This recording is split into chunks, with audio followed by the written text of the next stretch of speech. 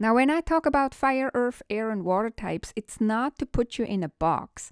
It's actually about freeing you from that box that you might be trying to squeeze yourself into. Well, hello, my friend. Welcome back to another episode of the From Chaos to Peace podcast, where I talk about how clutter is so much more than you think, and we put a spiritual twist on clearing that clutter to get organized. Thank you so much for allowing me back into your ears. Well, hello, my friend. Welcome to the Chaos to Peace with Conny podcast and this week's episode. I'm your host, Conny Graf, and I'm excited that you're here. Today, I want to talk about how we're all different and why not everyone approaches things the same way. When we don't consider our innate challenges and innate strengths, we often set ourselves up for overwhelm, burnout, or frustration. But when we work with our strength and are really aware of our challenges, then things get easier. And as you may have heard me say, if you're not new to the podcast, I talk a lot about discovering your dominant element. And with the dominant element, I'm talking about the elements from astrology, fire, earth, air, or water, and how they shape your personality. For example, fire personalities, they dive in with enthusiasm into anything they do, but then they may lose steam very quickly. Earth personalities, on the other hand, they love to plan, and they plan, and they plan, and they struggle with procrastination and taking action. Air personalities, they start strong, but then they get really easily distracted, or they start to overthink and end up in analysis paralysis. And lastly, water personalities, they dream big, but they might feel overwhelmed when it's time to take action. And then they may get stuck in this overwhelm. Getting to know yourself better and what your dominant element is helps you create systems and habits that actually stick, that actually work for you, that are aligned with who you are at your core and not following expectations that others may place on you or that you place on yourself because that's how you were socialized. Now, when I talk about fire, earth, air, and water types, it's not to put you in a box. It's actually about freeing you from that box that you might be trying to squeeze yourself into. What works for someone else doesn't always work for you. I'm pretty sure you have noticed that. And to me, when you know what your dominant element is, that is taking an inside-out approach because you learn about your dominant energy and tailor your approach to what works for you while being mindful of what holds you back and what your challenges are. There are two ways to figure out your dominant element. One is through your birth chart and the other one is by taking a quiz. I first learned this from my mentor at the time, Deborah Silverman, years ago, and she always emphasized it as one of the first steps when reading someone's chart and when trying to figure out how they tick, as I call it. So here's something interesting. There can be a difference between the dominant energy or the dominant element that you see in your birth chart and the result from an element quiz, for example, my elemental quiz. And that's because there is a thing that's called nature versus nurture. Your birth chart reveals your natural gift and potential, but how you express yourself is shaped by life experiences. From early on, your social environment influences you, telling you how you should behave. And if you're lucky, you were encouraged to express your true nature. But most of us, however, are conditioned or were conditioned to fit in and please others, which takes us further and further away from our true selves. And now, as adults, we might think we are a certain way, but that's actually our nurtured or our conditioned self. And at the core, we are different. And that's what trips us up sometimes. Now, the good news is with intention, you can shift how you express yourself and you can give yourself permission to explore what feels right for you and get further and further back to your natural self. So the other thing that we need to keep in mind is that every dominant element, or all the different strengths and challenges, they can show themselves in two different ways. Deborah Silverman, I believe, calls it the high road and the low road, or you can call it the healthy expression and the not so healthy expression. And let me give you an example that you understand what I mean. So let's take somebody with a dominant earth element. For example, people born with their sun in Virgo. Virgo people are often described as very organized, but that trait can show up in two different ways, or in many different ways, of course, but in two main different ways. The healthy expression of being organized is about keeping things tidy in ways that work for you without obsessing over perfection.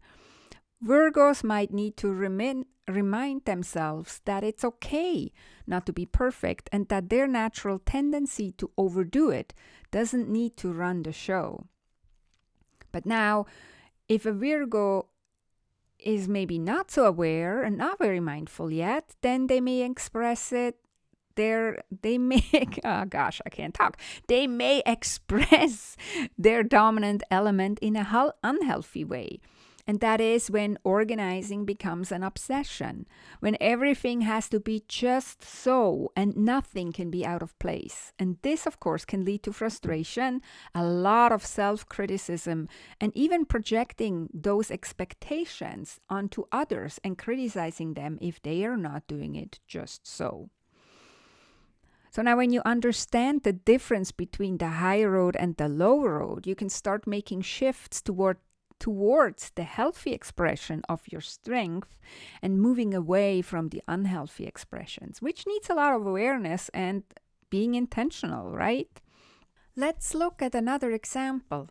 Someone with fire, for example, as their dominant element. As I mentioned before, fire people are great at starting things and taking action, but they can struggle with patience and finishing what they started. They often jump into new projects before completing old ones.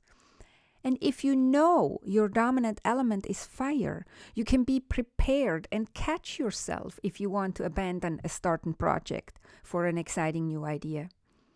And you can actually intentionally decide whether you really want to abandon that other project and starting a new one, or whether you rather want to complete the old one before you start a new one. Either solution is depending on your situation, right? But you're not just doing it unconsciously. You're doing it at least intentionally. So what I want to highlight is how important it is to understand your own tendencies, because there's no one-size-fits-all approach. And what works for others doesn't mean it will work for you, and that's perfectly fine. The key is to getting to know yourself better and tailoring your actions to fit your natural strengths and weaknesses.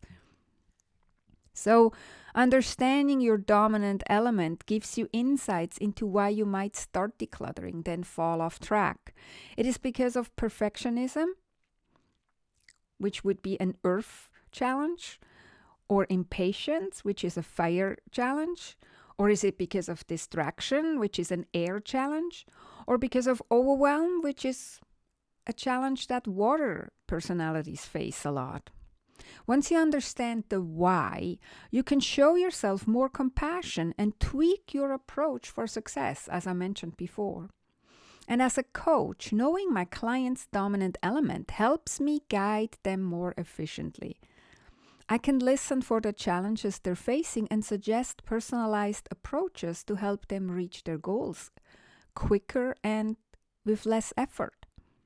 Because they're not fighting windmills. They're not fighting against their innate traits and strengths, right?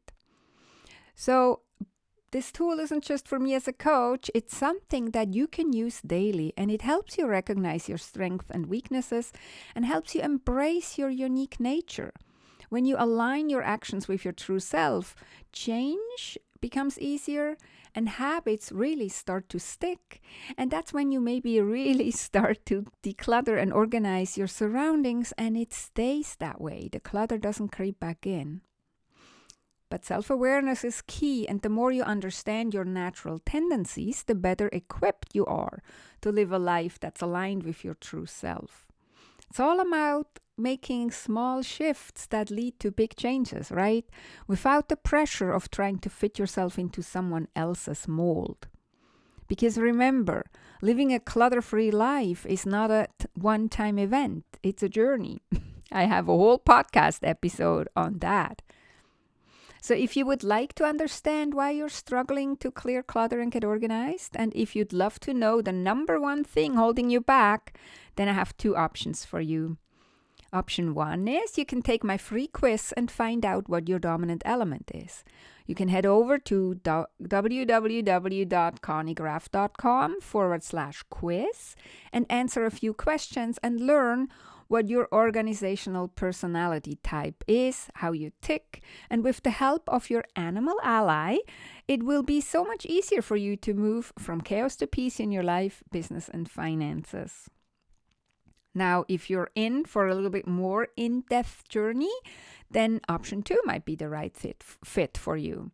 You can join us for From Chaos to Peace Jumpstart Live. We start on New Moon this Wednesday, January 29th, and you can find out more and sign up at connygraf.com/jumpstart. Jumpstart is a program that I designed to kickstart your journey from chaos to peace, and it will help you every step of the way. Together, we work on peace of mind, which is your mental clutter, peace of space, which is your physical and digital clutter, and peace and profits, which includes your financial clutter and your mental clutter around finances. If you're interested to learn more, you can go to connygraf.com/jumpstart. The link is also in the show notes. Or if it's not the right time for you for joining this program, then you can go and take the quiz and learn for free what your dominant element is. And that link is connygraf.com/quiz. Okay, my friend, that's it for this week. That's what I have for you today. Have a beautiful and amazing week. Talk to you next time. Take good care and be safe.